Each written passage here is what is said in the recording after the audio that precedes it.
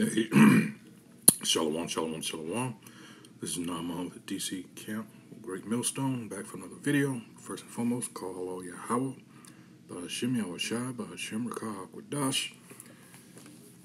And once again, I want to send out double honors to the apostles, bishops, and elders of Great Millstone who are well. Salutations also go out to the fellow Akim that are out there on the highways and byways, pushing the truth, all right, across the four corners of this earth, all right, while trying to wake up the remaining hopeful elect.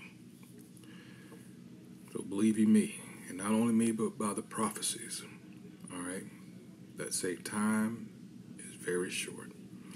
All right, so this is going to be another one of these installments of so-called Bible contradictions. Is it or isn't it? In this case, we're going to revisit the story of Jeremiah as he prophesied to King Zedekiah. All right. And it says, I'll start at the top. The word that came to Jeremiah from the Most High Yahweh in the 10th year of Zedekiah, king of Judah, which was the 18th year of Nebuchadrezzar. For then the king of Babylon's army besieged Jerusalem, and Jeremiah the prophet was shut up in the court of the prison, which was in the king of Judah's house. For Zedekiah, king of Judah, had shut him up, saying, Wherefore dost thou prophesy and say, Thus saith the Most High Yahweh, Behold, I will give this city into the hand of the king of Babylon, and he shall take it. 4. And Zedekiah, king of Judah, shall not escape out of the hand of the Chaldeans, but shall surely be delivered into the hand of the king of Babylon, and shall speak with him mouth to mouth, and his eyes shall behold his eyes. Interesting. And he shall lead Zedekiah to Babylon, and there shall he be until I visit him, saith the Most High Yahweh. Though ye fight with the Chaldeans, ye shall not prosper. Now, here's the thing. All right. The contradiction comes here when we go to, remember this is Jeremiah, when we go to Ezekiel. All right. It tells you this. Ezekiel 12:13, My net also will I spread upon him, and he shall be taken in my snare. And I will bring him, let me read up a little bit so you'll know who it's talking about. All right.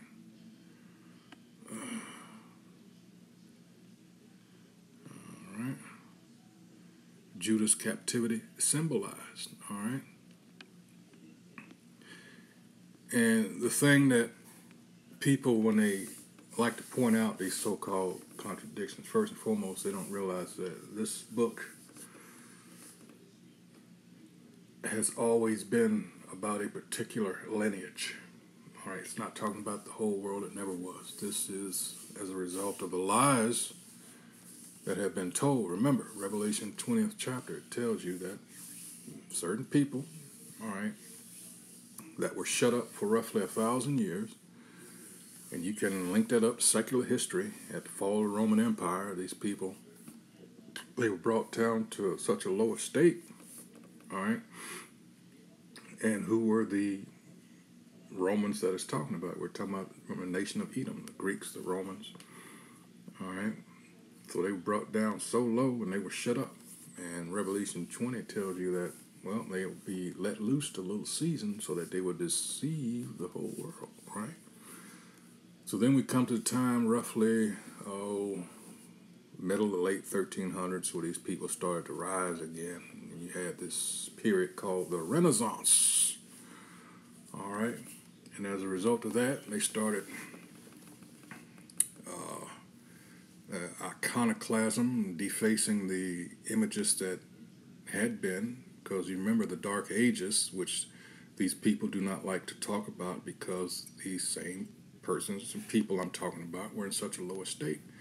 They like to tell you that reasoning and things of that nature were absent during that time. No, these people were held in check. All right, and ever since the end of the Renaissance, the time of Columbus and all these people, well,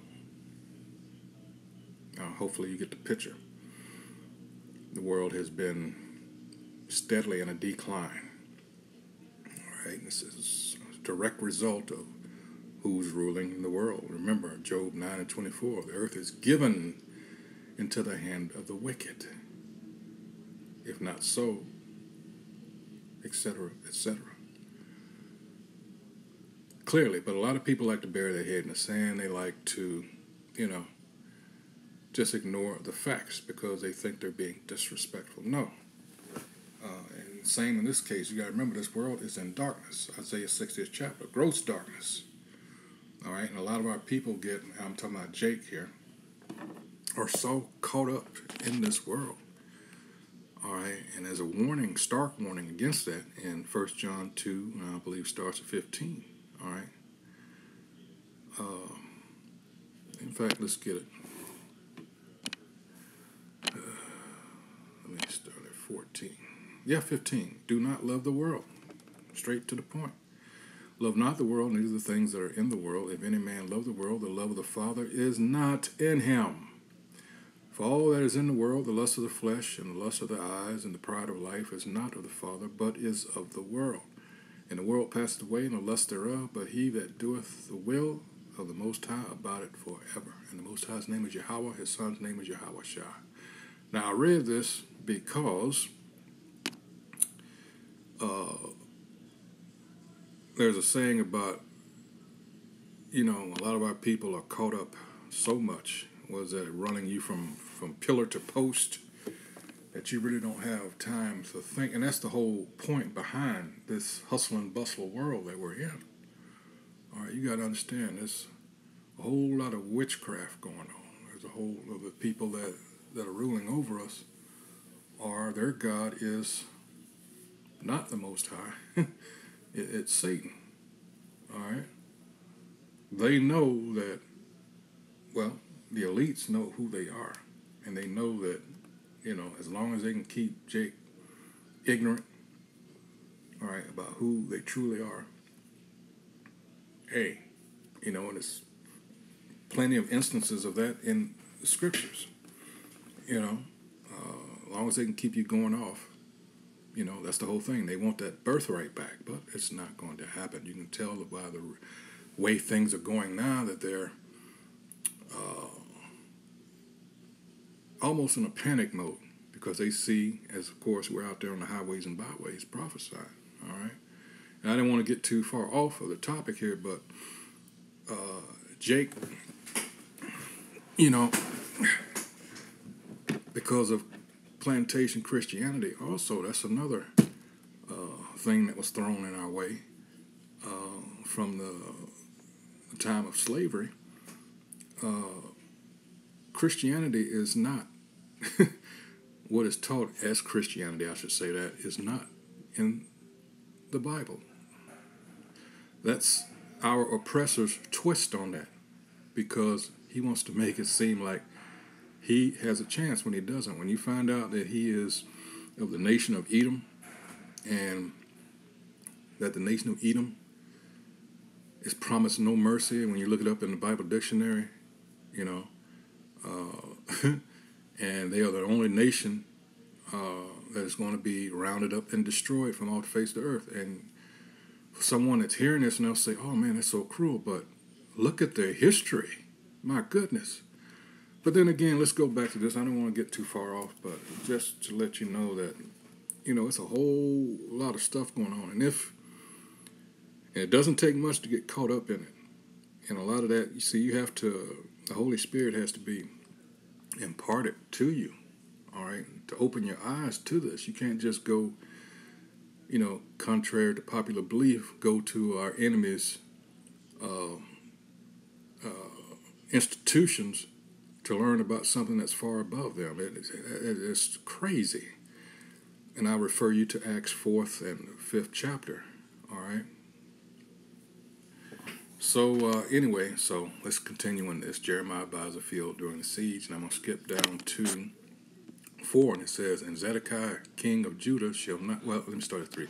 For Zedekiah, king of Judah, had shut him up, saying, wherefore dost thou prophesy and say, thus saith the Lord, behold, I will give this city into the hand of the king of Babylon, and he shall take it. And Zedekiah, king of Judah, shall not escape out of the hand of the Chaldeans, but shall surely be delivered into the hand of the king of Babylon, and shall speak with him mouth to mouth, and his eyes shall behold his eyes. All right. And he shall lead Zedekiah to Babylon, and there shall he be until I visit him, saith the Most High, whose name is Yahweh. Though ye fight with the Chaldeans, ye shall not prosper. All right. We know they overtook him as he was fleeing by night. All right. Through the garden, but the thing is, the question was asked, well, how can you be taken to a place and you not see it? That seems to be, and they're not thinking like, well, did you read the whole story as to what happened? Let's go to Jeremiah 39th chapter. All right. And a lot of the times, if you just continue to read, all right, it will answer. It will give you an answer. This is Jeremiah 39:6. It says, Then the king of Babylon slew the sons of Zedekiah. In fact, I'll start at 5. But the Chaldeans' army pursued after them and overtook Zedekiah in the plains of Jericho. And when they had taken him, they brought him up to Nebuchadnezzar, king of Babylon, to Riblah in the land of Hamath, where he gave judgment upon him. Then the king of Babylon slew the sons of Zedekiah in Riblah before his eyes. Also the king of Babylon slew all the nobles of Judah. Moreover, he put out Zedekiah's eyes, and bound him with chains to carry him to Babylon. So this explains how you could be taken to a place. In fact, let me keep reading. And the Chaldeans burned the king's house and the houses of the people with fire, and break down the walls of Jerusalem. Then Nebuzaradan, the captain of the guard, carried away captive into Babylon the remnant of the people that remained in the city, and those that fell away that fell to him with the rest of the people that remained. All right. So, there you go. He will be taken to a place but not see it. Well, they put out his eyes. All right. So 6 and 7 explains that. All right. 7. Moreover, he put out Zedekiah's eyes and bound him with chains to carry him to Babylon. So there you have it. All right. So that answers that so-called Bible contradiction. All right. So I'm going to end it there. I don't want to take too long with it because it's really simple. This one in particular. And like I said, you have to, when you're reading these scriptures, because you got to remember it's a whole lot of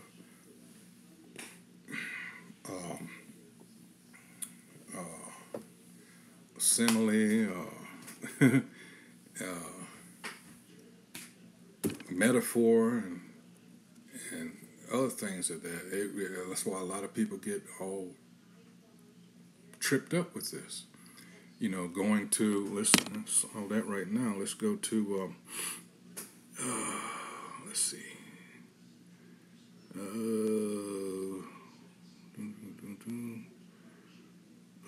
Let's go to Acts 8, and I think it's 28.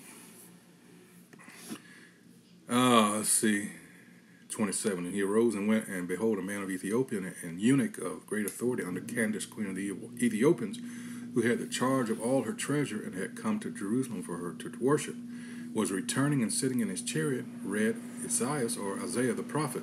Then the Spirit said unto Philip, Go near and join thyself to this chariot. And Philip ran thither to him, and heard him read the prophet Isaiah, and said, Understandest thou what thou readest? And he said, How can I, except some man should guide me? And he desired Philip that he would come up and sit with him. All right, going into, unfortunately for a lot of people, and this is by the design of the Most High, all right, are deliberately handed over to these false prophets, preachers, whatever have you, all right, because they're not meant to get it. That's something else to consider there. All right, so you can go, these churches for 50, 60 years and still can't break down Genesis, the first chapter. That's just the way it is, because you were never meant to get it. All right. So there you have it. How can I except some man should guide me? And a lot of you just, for whatever reason, jealousy, envy, pride, hatred, you don't want to listen. And you know, hey, all we can do out there is prophesy and try to enlighten, but you know, in the end, that's not up to us. You know, all we do is plant the seed, the watering and the growing from there. You know, there on, that's up to Yahweh Shem Shad. You know, it's out of our hands after that. You know, it may be that a person might come up and act all, you know, contrary, and later on down the road, they actually get it. That's happened. All right. So with that, I hope whoever views this, once again, is edified. As always, what we do here at Great Millstone. All right, filter everything, especially now with these current events in time, as the prophecies, you know, are indicating time is very short. So this is not the time to be fucking around like so many of our people still do, because you got, hey, these distractions, more of them popping up. Got football, got college football, got the pros starting in a couple of weeks, I think. So lots of distractions. All right, really in this day and time need to be paying attention to what's going on around in the world. All right, not in your hood. All right, and that's hey, a lot of Jake gonna get caught out there. So with that, until the next video, once again, I'd like to remind you also the power of prayer and fasting. All right, so shalom.